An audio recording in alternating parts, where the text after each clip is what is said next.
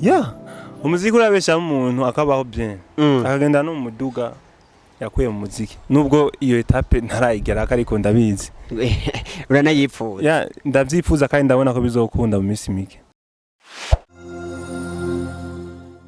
Kaze bakunzi ba Kenan TV mu biganiro vyacu tubashikiriza aho durana baririmbyi batandukanye ndetse n'abandi batandukanye mu mirimba twiganira ibyo bakora mu mirimo yabo ya misi yose ndetse n'ingene bakora vyitwaramwo kuno mwanya turi kumwe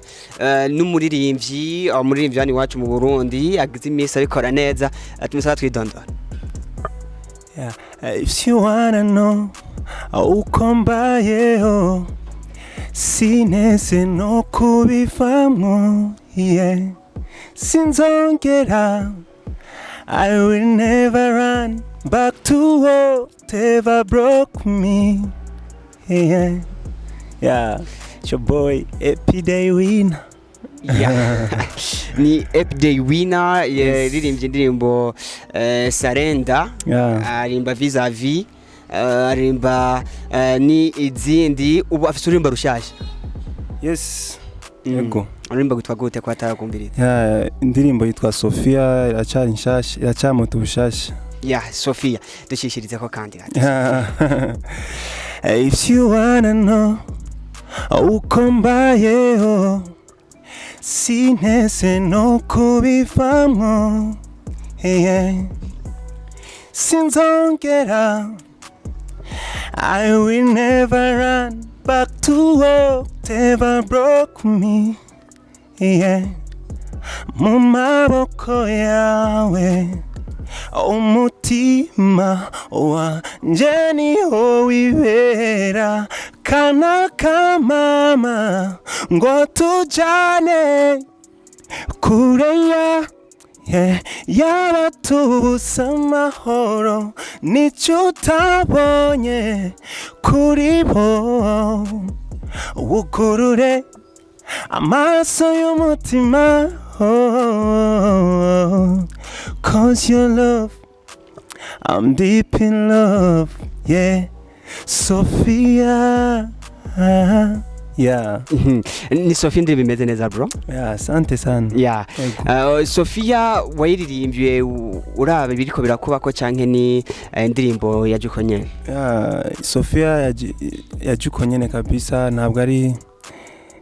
yani na inspiration yanje muko nyene numva iyo titre ndayisanga kubera je mu gukompoza indirimbo nk'ubu ndafise amatitre indirimbo ngira nzosora nk'uno mwaka wose. Mfise amatitre menshi ni kuvuga nzanarabatire ku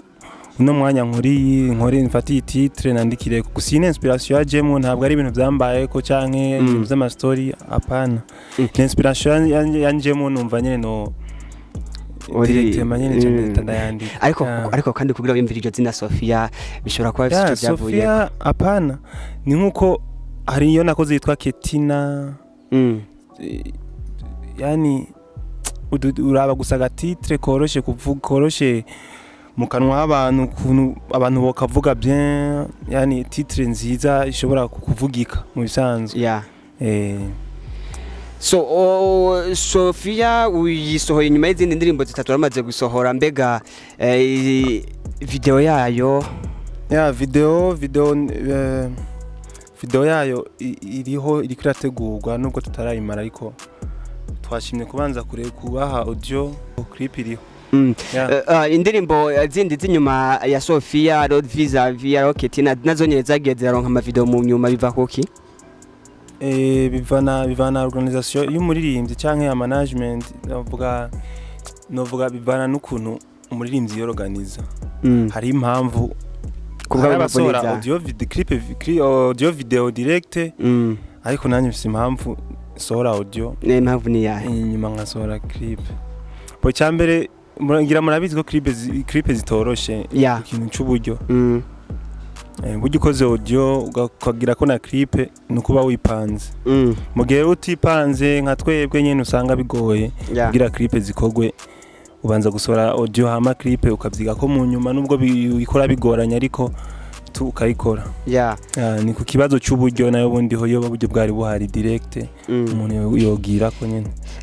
ni indirimbo Sophia nayo nyine wakoreye muri Agape Record na kwa Clovis Pro n'izindi niho wazikoreye nibo ari manager bawe niyo management yawe novuga ntabwo ari management ntabwo kuko umuntu uvuze management abantu bahita batahura ibintu byinshi amatwi yabo hazamo ibintu byinshi management amasezerano ibiki hapana si management novuga ni nk'umuryango ni famille ndimwo yo gufashanya tu yego Clovis Pro sinovuga ko ari manager oya ni manager ku rundi ruhande ariko si manager nk'uko abantu babizi ni umuvyeyi mu bisanzwe ariko aramfasha kugira indoto zanje zizoba impamo yes uko biriko biragenda urabishima yego ndabishima kabisa uravye zino ndirimbo zine zawe ziko zirashika uhabona gute indirimbo bitangura bigoye bitangura ata support ifise bigatangura ata amavyuzuronka ku mbuga bigatangura ata bikugora sana ariko petit à petit ibintu bigenda biragenda bukebuke je vraiment ahantu ngeze ubu ndashima kuko ku mpande zose ndabona ibintu biko bigenda neza ariko n'ibintu bimeze neza kuko ndunguka abantu namwe ibintu ndabunguka ibintu bizabye sana ugiye kuraba indirimbo zawe ntuvuga ko bimeze nabi cyane kuko ufise hafi amaviews yakora kuri 10,000 iteranije ku ma video yose uka 10,000 yarakwiye ahubwo ariko ararenga yego indirimbo zine ntumva ko ari intambwe ariyo kwishimira ni intambwe gose intambwe nini Sophia rero ashobora kuca ikuhoransa canke guteza imbere gusomba byose biva kuba nkurikirana ku bafana banje niho batuma nduga canke manuka ahubwo rero ni kubabwira nyene ku informa banduze barakumva none uri kuraraba urabona ko ufise abagukurikirana wewe nawe kagetego ndabona hari abantu nifatiye abankurikirana nibabura batuma babake ariko ukuri bariho abukuri bariho kandi ugira uti kandi ndabashimiye gose abantu bankurikirana hariho n'abashira comment benshi baransaba WhatsApp yanje baciye kuri comment ya YouTube yani indirimbo yanje bakakomentinga bakansaba nimero WhatsApp abandi bakaca kuri Instagram ugasanga baciye ku mpande zose abandi kuri Facebook page ugasanga nyene bagwiriye barakurikirana ibikorwa byanje ari benshi muri abagukirana ukasanga niba abantu tarunazi atarabagenzi atari n'abarundi abanyakenya abatanzania bakunda ibikorwa byanje bankurikirana no mu bindi bihugu byakure gose bisigura rero ibikorwa byacu biragira kure bisigura rero ko ubu intambwe yateye ariko uri kuraza bien intambwe turiko turazitera ibintu uzoca so Epidey inyuma ya Sophia ujo ratubwiye ko Miss Mikali clip mbe ni ryari apana clip sinababwira ngo ni ryari turetse na clip gusa na audio kiragoye kuvuga ngo biragoye kubwira umuntu ngo nejo cyangwa ngo nihijya ejo kuko ibintu birashobora gupfa birashobora kwanka ugasanga ivyo itariki wemereye ko abantu iciye ipfa urumva sinakubwira ngo clip nzoyisohora ubu apana gusa clip ya Sophia ikirategurwa ahizo zira hose ndazi muzoyagira imeze bien inyuma ya Sophia rero tuca twitegeke nyuma ya Sophia ibikorwa ni byinshi ni byinshi gusa novuga inyuma ya Sophia nzoba ama collabo kuko hari abantu benshi bansaba ama collabo nico nyetwa gato kubaze mu ndirimbo zawe ubu zigira zibe zine nivyo ikora birimwe ni imwe ya Kalao yego visa ni Ketina ducishiza ko twumva baby just relax ntari kumwe nawe I fell in love fatuku wako petku wakugami bw'urukundo one love be my wife yeah thank you to make me love yeah to make me one love be my wife oh thank you to make me love yeah can you love me Ketina cause I love you Ketina do you love me Ketina 'cause I love you so. Yeah. Tukaba tuvuga tuti rero nyuma ya yino Sophia ugiye duha amakolabo twizere nk'ayahe n'ayahe akomakomeye canke amakolabo y'ubwabwo amakolabo aratandukanye amakolabo aratandukanye gusa mitega yakomeye none no kurada akomeye sino ndiko natera imbere umuntu nubwo bigoye ariko urashiramo ingufu abafana ukabakantu kameze neza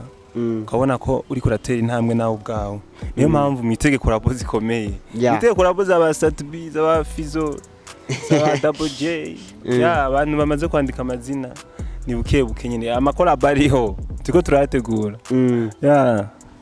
so nuko biri umva ko ari ibintu bitoroshe nabuke ni Epidey turi kumwe ariko twiganira ku ndirimbo yiwe yitwa Sophia indirimbo yiwe shasha ariko twiganira n'ibyo agiye kubandanya akora inyuma yaho ariko umuntu aribaza twakubagira ikibazo niko twagicishijemo tuvuga indirimbo maze gukorana na muri Agape record twibaza ko ariyo yoba ari management yawe none wewe nta management ufise oya akona kano kanya vraiment nta management na uko kuntu abantu batabara management vraiment je ntayo mfise abantu batabara management gute kubwanje ukuntu nda mwibaza ko abantu bitaho umuntu ni kuvuga uvuze management abantu bumva icyambere bumva mu mutwe wabo yego management igupangiye inzu ikugurura umudi ya déplacement uhembwa ku kwezi ari nkano vuga ko mfise management abantu bagaca batangira kuncoresha ubwo ntiwatse kubyemera kubera abagucoresha je ndacora yo meze neza ariko shaka abantu batahura ibi bintu management umuntu avuze management abantu batahura ibintu byinshi ariko ntabwo ndi muri management ntimubone nkoze audio na clip kananira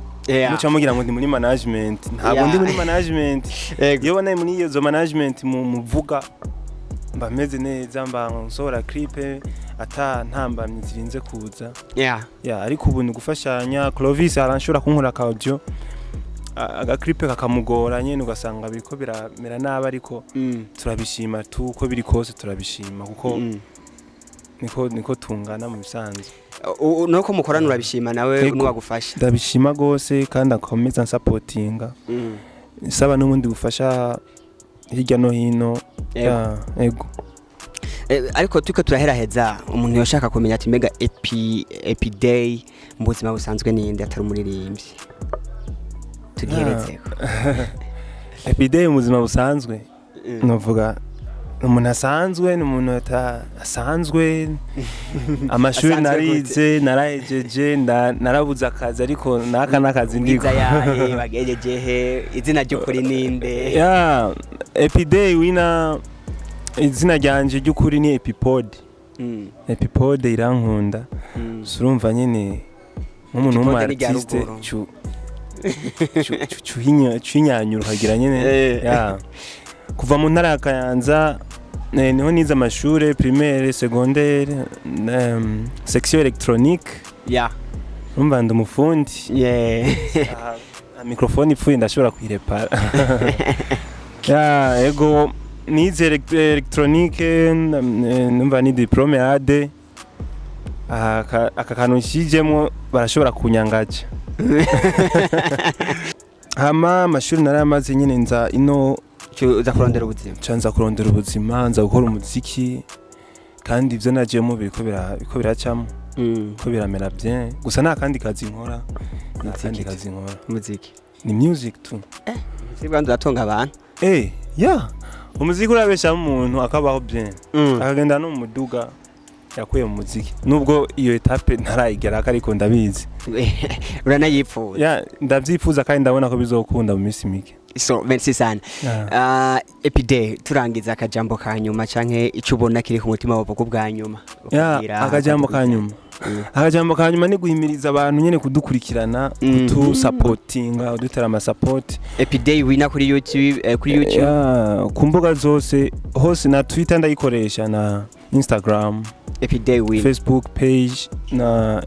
YouTube hose ni Epidey wina kandi ntabwo ari Epidey abantu bakunda kwihenza ukandika happy oya ntabwo ari Ni umusi Epi. ntabwo ari happy Ni ni Epi Epidey winner yeah Mwakoze cyane mwebwe mwese mwakunda dukurikirana yari K90 TV twako twashikiriza kino ganiro turi kumwe na Epidey winner atubwira ku ndirimbo yiwe nshasha Sophia nivyo yeah Sophia isohotse asanzwe afise n'izindi ndirimbo zitandukanye Ketina iryoshe kuri YouTube ishitse mu mabishuza shika 3 4 5 ku mba ntihenze afise n'indirimbo vis-a-vis nayo nyimeze neza afise indirimbo yitwa Sarenda ari nayo yahereye ko haciye umwaka ya nuko rero mugende mukurikirane ibikorwa vyiwe ni K90 TV mugire umunsi mwiza.